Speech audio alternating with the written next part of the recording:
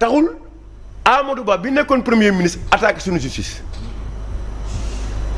nit danaan wax suñu justice suñu premier ministre am taxawaay défendre leen suñu président daal bi am taxawaay ñëw défendre leen mais doo gis ñoom mukk jamais ñu taxaw ne dañuy xagar suñu magistrat c'est la première fois mais l'UMS devait réagir parce que tout le monde attendait à ce que UMS réagisse mais UMS réagirul comme pour ñoom dans l'opposition le UMS daan réagir mais une fois au pouvoir ñu bëgg a amaat le même comportement qu'ils avaient dans l'opposition je pense que le UMS gën a war a mën a génnee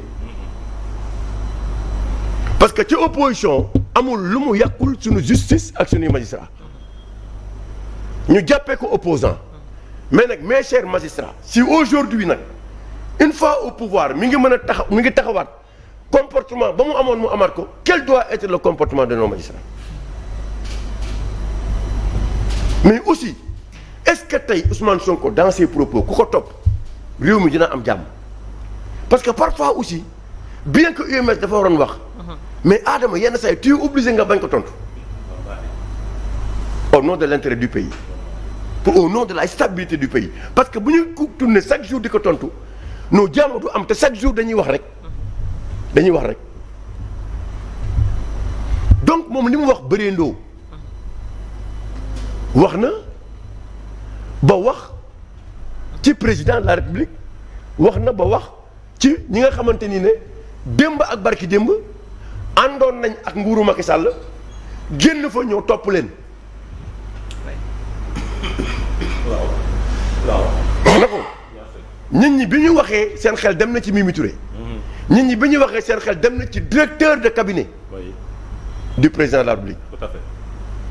muy Mary Teuw Niane. xelam nit ñi bi mu waxee aussi nit ñi dem nañu seen xel dem na ci secrétaire général de la présidence. parce qu'il était là du temps où Wade Macky Sall était là.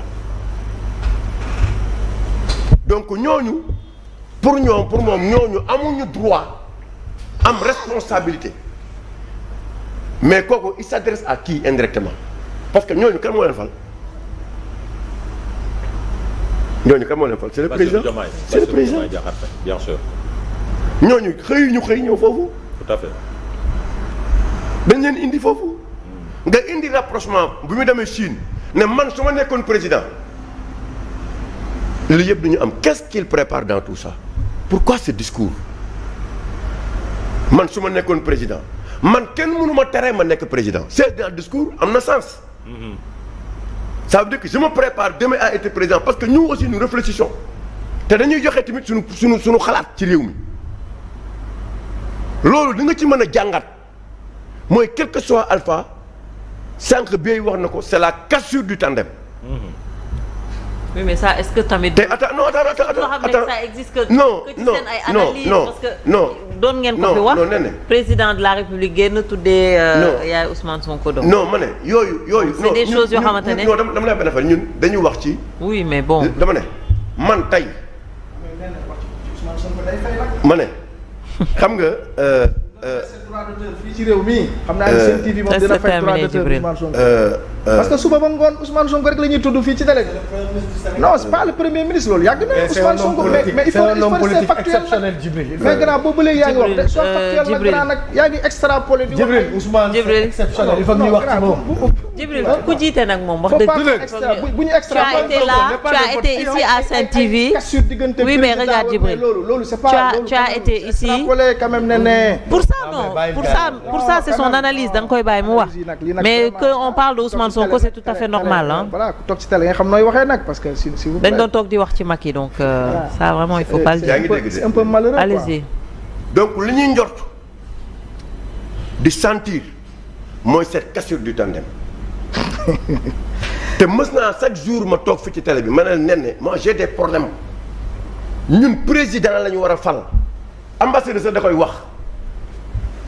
mënuñu dem élection di wax tandem on élit un président mu jël ay responsabilités xam ne moom mooy chef d'État. mais Omar dans ce cas quand même il faut reconnaître que nous sommes dans une situation exceptionnelle. waaw mais moom laa lay wax moo fal waaw donc il faut ngeen nangul loolu. mais moo tax may la. loolu dara nekku ci tant que ça ne gêne pas. waaw mais moom laa Adama tant que ça ne gêne pas. effectivement man awma ci problème. on y va ci am problème mooy comme Ousmane temps yi li muy def ay sorties. nee na s'il vous plaît nee na question yi nga xam ne tey jii moom nga soulever ne mooy fil bi juste pour contribuer. da nga wax benn question nga ñëw ci affaire tension politique yi mu amaat beneen question boo xam ne ci affaire magistrat yi la là je trouve que ni dafa mel ni ñaari question yëpp nga boole te man bi nga may poser question. non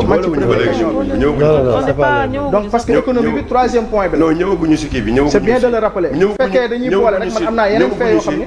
ñëwaguñu si règlement intérieur assemblée. non waxuma la rek. ok s'il vous plaît Djibril s'il te plaît. waaw ñëw allez-y yeggaleel il faut qu'on gère le temps dafay baax ñuy leeral. oui mais il faut qu'on gère le temps ay spécialistes yu désinformation dëgg ñoo xam nga da nga wax lu factuel. voilà. lu ñuy duut baaraam. voilà. ña àndoon ak président. ñan Macky Sall ñan. muy ñoom Mimi Touré. waaw. ak directeur de cabinet bi. Mary Teuw Niane. ak ki nga xam mooy secrétaire général présidence. waaw. ak ñeneen. premier ministre waxu ko. bi muy def laaj. ah man de dégguma seen tur. déggoo mu ne ñi àndoon. non dama ne ndax da nga dégg mu ne mais il faut être factuel waxal carrément ne premier ministre. waaw mais ñi mu àndal la wax. waaw moom la ñuy wax donc waaw si la ñuy analyser. caméra baa ngi nii micro baa ngi nii mais waxal tur si loolu la ñuy analyser. yow li nga ñeme woo moo tax ma ne waaw yow déggoo li ma wax ci ginnaaw micro bi waaye da ngay ñeme waxal. yow xanaa déggoo li ma wax. non tuddal nel Ousmane Sonko moo ne lii ñu dégg ma mun laa tontu ci lu factuel. yaa ngi dégg malheureusement ma laa tontu ci ay waxu ngelaw tamit. donc pare non déggoo man maa ngi wax ngeen may dagg ngeen ma débat la dañuy waxtaan yaa ngi wax tamit may wax sama xalaat tamit non soit. waaw mais moom lay déglu c'est factuel. non nekkoo ci lu factuel yow da nga naan ay Ousmane Sonko ak Diomaye seen diggante tas na ak yooyu mais loolu waxuma tas na. loolu moom vraiment loolu moom nga wax ko ne que li nga wax c'était pas ça nga indi sa ay fait. c'est tout on le laisse terminer allez-y Omar. donc yow it ma gis ne non amul yow it.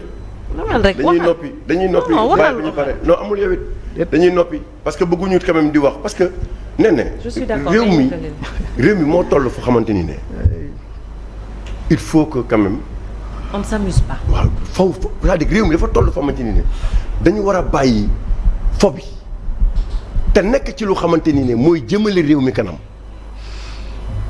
te dynamique boobu lañu nekkul c'est-à-dire que chemin boobu la ñu nekkul te ñun dañu nekk ci ay détails tout le temps ci détails la ñuy nekk te li Sonko wax yëpp buñ fi naree taxaw moom di ko détaillé moom ci li mu wax yëpp ci ba muy def live kon tey fii la ñuy fanaan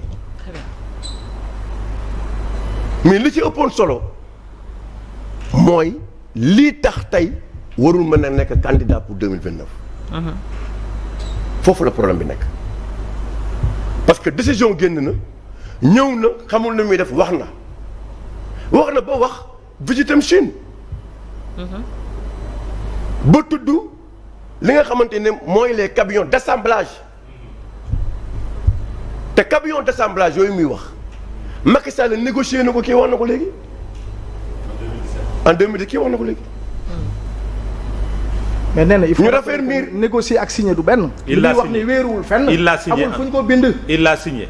amul fu ñu ko bind. le contrat a été signé en 2017 avec l'Allemagne. nee na il faut que nag ngay vidéo corriger à l'appui. bu fekkee gars yi dañuy erré di wax lu dëgg da leen corriger après nga corriger. ah non kii doo ko texte il y a la vidéo qui est là. ban vidéo mën na ko teg. allez-y non moom waxuma ko de moom man waxuma ko de moom moo ko wax. allez-y Omar yeggale si. di vidéo baa ngi fii lépp ngi fi. bien sûr. ñu gis ne moom la mu taxaw wax ko parce que yéen tout est historique même le voyage du premier ministre est historique.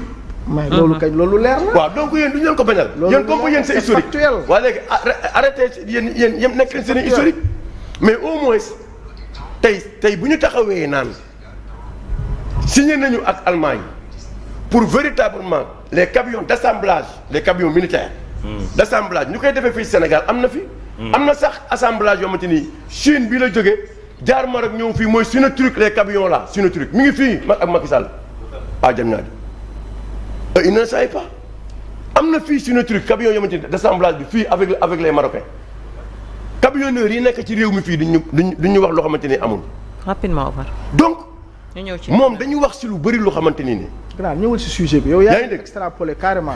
donc yow du ma la. assemblage bi ngay tudd lan la wàññi ci li ñuy wax ni mais c'est le Sénégal kenn. kon xam nga ne c'est le Sénégal. kon yow yaay wax ne c'est le Sénégal yow yaay bëgg a dissocier di jéem a jaxase. non dissocier wu ma dama ne loolu am na. dañoo nekk ci réew moo xam ni nekkuñ di naan Macky Sall deful lii ak lële loolu dépassé nañ ko. li ngay tudd. yow yaa ne signé wu. déedéet dama la ne la contrat bi da nga ne contrat bi nga xam ni Chine la loolu kenn signé wu ko loolu nga wax yow yaa ko wax. du man maa ko wax yow yaa ko soulevé yow tamit sa waay yow del déglu. voilà yow yaa ko wax yow da nga ñëw tey waaw wala da nga ñëw nii wala da nga ñëw uniquement pour. dafa non fii sama kër la. waaw sa kër la moom fii sama kër la seen moom sama kër la. donc nee na. rapidement. dama bëgg xamal premier ministre ne ko. nee na le ministre de la justice bëri na waay. le ministre de la justice il n'est pas le patron des magistrats ba bu yaakaaree ne moom en tant que politique ministre de la justice que bu ko waxee dara immédiatement magistrats yi dañu war agir il se trompe lourdement. dañu am patron te seen patron du ki nga xamante ni mooy ministre de la justice donc munoo yow ci opposition def lu neex et ça existe dinañ ci ñëwaat ci beaucoup de choses yoo xamante ni ne tey on a l'impression que le premier ministre nekkul ci dynamique de consolidation ma dafa nekk ci dynamique de fragilisation de nos institutions. def nañ ko sànq wax nañ ko sànq. c'est énorme quand même. waaw non mais fragilisation non dinaa la wax yeneen yoo xamante ne ay actes yoo xamante ni ne yooyu du acte la sax yoo xamante ne. quelqu'un qui est dans l'opposition. kooku moo ko war a def. mais yow une fois yàlla dimbal la nga nekk au pouvoir téye laa ngi ci mbir yi yow du yow yaa war a am comportement boobu. te dinañ si ñëwaat. très bien alors dañuy tëb assemblée ñu dem ci économie parce que en fait. mais nee na bëggoon naa indi ay tontu yu am solo. d'accord dinañ ci ñëwaat. suñu duggee ci 30 secondes alors s'il te plaît. 30 secondes bul lire li nga bind noonu yëpp. résumé ko rek résumé ko.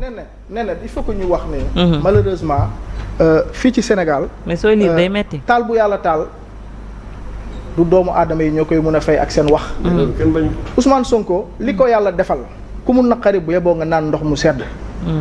tey jii lan moo am un citoyen lambda boo xam ni tey jii Ousmane Sonko bi muy jàkkaarloog écran bi di wax amul benn yoon bu mu ne lee dafa ne certain la wax na sax ba ne ñi ci gën a bëri sax ñoo ngi def seen liggéey yi waaye daf ci am ñoo xam ni mu soog a wax kàddoom. d'accord.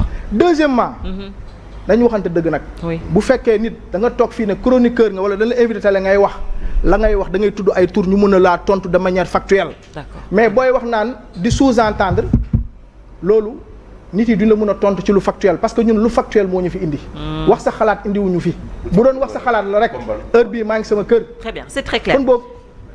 c'est clair mais bëri na yow tu es aérien Omar.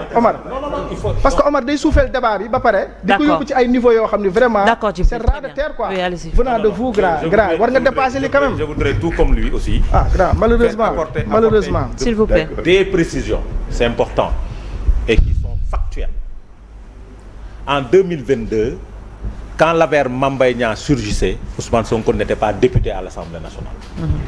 donc li ñu doon wax ci affaire Ousmane Sonko député il n'est pas député. beneen biir le rapport définitif du contrôle de la gestion du programme des domaines agricoles communautaires PRODAC gestion 2018-2021 moom ngay wax. déedéet déglul rek déglul bàyyi ma. non yow mais mënoo wax déglul le rapport j'ai dit. le rapport dañ koy déclassifier. j'ai dit déglul bàyyi ma terminer grand bàyyi xam nga nag ji bi j'ai dit le rapport li tax joxuma ko nit c'est extampé confidentiel et c'est le rapport. moom nga yore nii. déglul bu baax li ma la wax.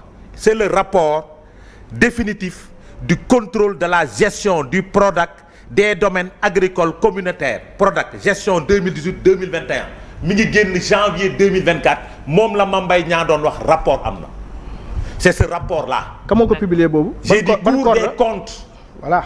déglul moom la Mame bàyyi ma terminer. corriger ko bàyyi ma terminer moom la Mame Mbaye Niang doon wax rapport am na. non loolu dara leerul ci bàyyi ma terminer grave. non yow 2018 bàyyi ma terminer damay jox information nga xam ko. information. déglul en 2018 Mame Mbaye Niang n'était pas ministre de la jeunesse il était ministre du tourisme du Sénégal. donc de 2018 à 2021 Mame Mbaye Niang n'était pas ministre de la jeunesse il était ministre du tourisme de ce pays-là donc il faut qu'on arrête de duper les Sénégalais factuel nga soxla allons-y dans les choses factuelles parce que débat bi nag mi ngi commencé neexal. mais nee mi ngi commencé non déglul. bàyyi mu terminer bàyyi jëlal da ngaa bëgg a dugal. non non allez-y d'abord dama koy may. non. xam nga tax ma ne la. non.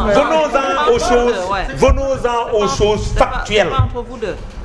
parce que nag da nga ñoo woo ci da ngaa woo pël ci naanum. foofu laa bëgg nga ñëwee. waa déglu rek venons-en aux choses factuelles loo xamante ni lu leer la lu taxaw. ma ne la demal code de procédure pénale l'accusé a 10 jours pour apporter les faits nouveaux wala mu andi les témoins demal nga lire code de procédure pénale fait nouveau su ci amee fukki fan la am mooy benn loolu lu factuel la kon vous avez perdu ñu ñëwaat ci lu factuel. rapidement li waxoon nga ko sànq aussi. non dama koy non déedéet daf ko dindi. oui mais bon vous l'avez déjà. non daf ko dindi xam nga nag askan bi am na koo xamante ne mun na jot moment bi muy wax du xam man li ma wax du dellu soit ci replay bi. mu continuer. allez-y yaa ngi ko xam. rapidement dama ne le juge Ibrahima Hamidou Dème c'est en 2017 qu'il a tenu ses propos en 2024 il a dit que la justice est ridiculisée. fàttaliwuñu ko. Téliko il a tenu ses propos maintenant Macky Sall mi nga xam ni moo taxoon ñuy wax propos yooyu yëpp est-ce que on a une fois entendu le président Macky Sall tirer sur la justice sénégalaise. Très bien, c'est clair. Non. Est-ce que on a une fois entendu un premier ministre de la République du Sénégal tirer sur la justice sénégalaise? Non. Ce qui se fait gis nga bàyyi nañu moytu tappale. D'accord, c'est clair. xam nga tappale weesuwul. nga ñëw taxaw naan ñu premier ministre. C'est clair Adama. Président parti. citoyen sénégalais tappale la. D'accord alors Djibril il faut parce que nag li may fàttali. rapidement quand le président Macky Sall faisait ses communications